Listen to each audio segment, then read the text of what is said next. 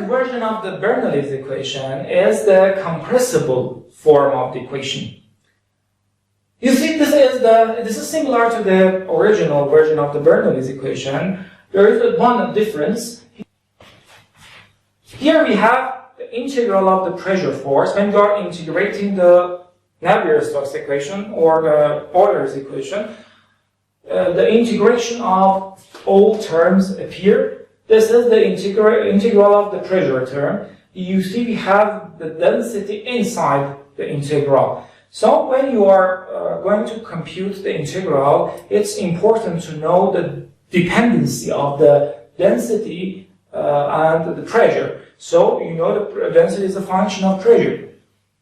If the flow is incompressible, density is not a function of pressure, so you can reduce this integral to the well-known Bernoulli's equation, which we have P over density in the equation.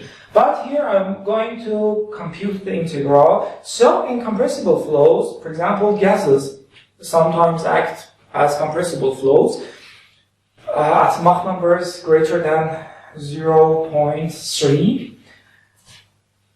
I have to pray the thermodynamic process which the gas experiences.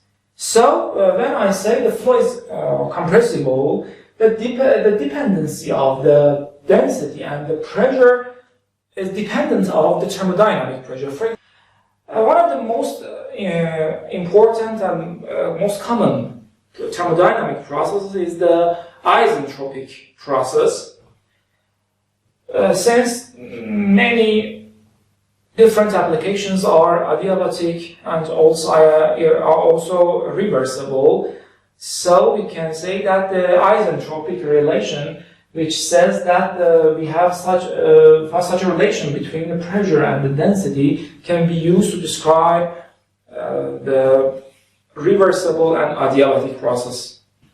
Because the flow is inviscid, we can say that irreversibilities coming from viscosity vanish, and also we don't have heat transfer because we are writing the conservation of momentum, not conservation of energy. So we can say the process is adiabatic and also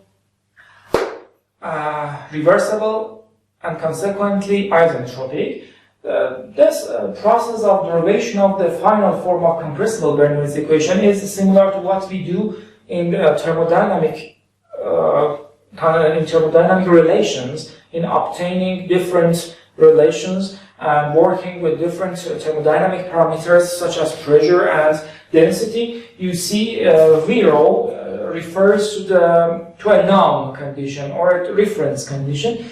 So P over rho to the power of gamma. Gamma is specific heat ratio or the isentropic index. So the other process, the process of derivation of the final relation is straightforward. There is nothing important. You can follow relations. You see here we have the integration of inverse of density with respect to pressure. So you have to find the inverse of density from this relation. So as you see, the inverse of is equal to this expression, and then perform the integration and substitute this form in this expression in the equation. So the integral of Bp over rho is equal to integral of this expression dp. And here again, this term, the integral of dp over rho, this is these p0 and rho 0 are constants. And perform integration. So you can finally obtain this expression here, and then substitute from the original definition here to omit zero quantities, and you can finally obtain that the integration of dp over rho is equal to the gamma over gamma minus 1 p over rho, and then substitute this final result into the compressible form of the Bernoulli's equation. So we can say that this term here again copy and paste, and these the two terms are again copy and paste here, This word is the only difference between the compressible and incompressible Bernoulli equation. As you see, we have a factor here, gamma over gamma minus 1. Gamma is the specific heat ratio Cp over Cv, which is equal to 1.4 for air, for example, in standard temperature and pressure. Equal to constant. This constant again is a function of the stream function and time.